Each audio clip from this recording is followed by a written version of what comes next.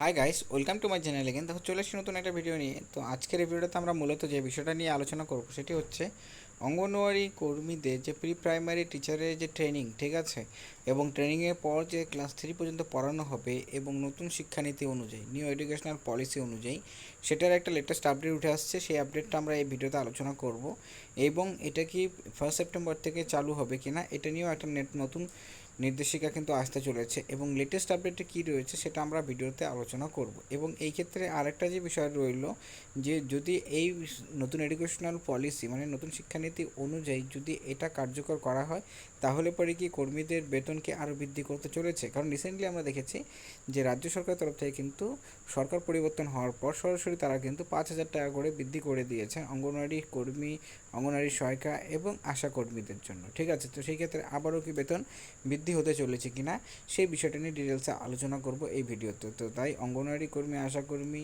অঙ্গনওয়াড়ি সহায়িকা হয়ে থাকলে ভিডিওটি শেষ পর্যন্ত দেখবে এবং দেখার পর নিজস্ব মতামত অবশ্যই জানাবে।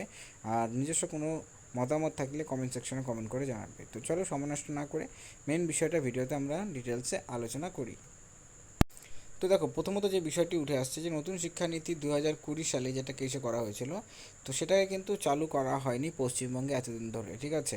এখন যেহেতু সরকার পরিবর্তন হয়েছে, তারা কিন্তু এই নতুন শিক্ষানীতিটাকে কিন্তু মান্যতা দিয়েছে এবং মান্যতা দেওয়ার ফলে কী হয়েছে যে বিভিন্ন রকমের যে নতুন শিক্ষানীতির যে রুলস রেগুলেশনগুলো রয়েছে সেগুলোর আওতায় কিন্তু বিভিন্ন রকম ডিপার্টমেন্ট কিন্তু আসতে চলেছে, ঠিক আছে।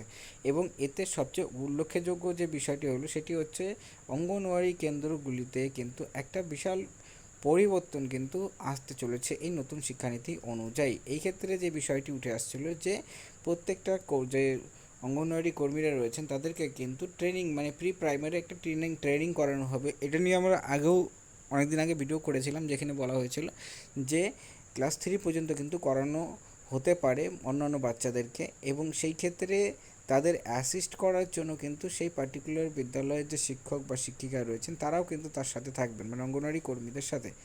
এবং এছাড়াও বিভিন্ন রকমের কর্মী, সিডিপিও এবং সুপারভাইজার রয়েছেন, সকলেরই কিন্তু ট্রেনিং নিয়ে কিন্তু আপডেট এর আগেও জানিয়েছিলাম। তো সেই ক্ষেত্রে সেই আপডেটটাই কিন্তু উঠে আসছে যে এটা কিন্তু অতি শীঘ্রই চালু হতে চলেছে পশ্চিমবঙ্গে, ঠিক আছে। কেন আমি সেটা ডিটেলসে বলে দিলাম, তোমরা সকলেই জানো, বিভিন্ন রকম নিউজ চ্যানেলও তোমরা দেখেছো যে নতুন শিক্ষানীতি কিন্তু মান্যতা দিয়েছে এই পশ্চিমবঙ্গ সরকার। তো সেই ক্ষেত্রে অঙ্গনওয়াড়ি কর্মীদের কিন্তু এই যে যেটি আটকে ছিল বা এতদিন ধরে লাগু হয়নি সেটা কিন্তু লাগু হয়ে গেল, এবং সেই ক্ষেত্রে সেপ্টেম্বর মাস থেকে কিন্তু এটা চালু হওয়ার একটা সম্ভাবনা অবশ্যই রয়েছে।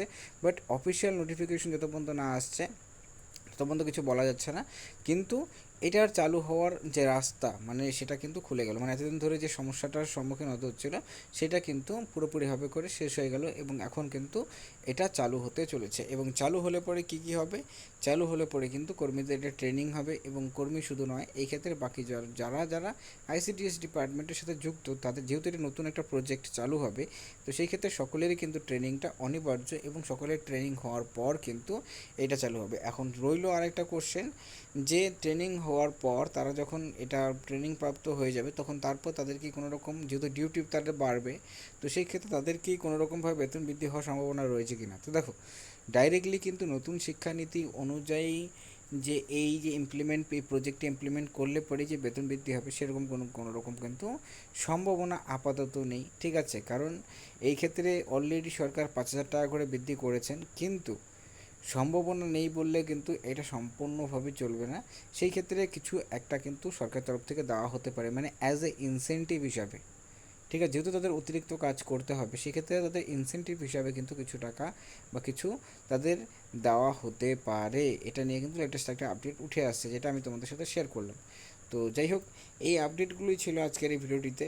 আশা করি ভিডিওটি ভালো লেগেছে এবং নিজস্ব মতামত অবশ্যই কমেন্ট সেকশন কমেন্ট করে জানাবে। আর চ্যানেল নতুন থাকে চ্যানেলটিকে সাবস্ক্রাইব করবে এরকম ভিডিও সর্বপ্রথম পাওয়ার জন্য। So thanks for watching my video.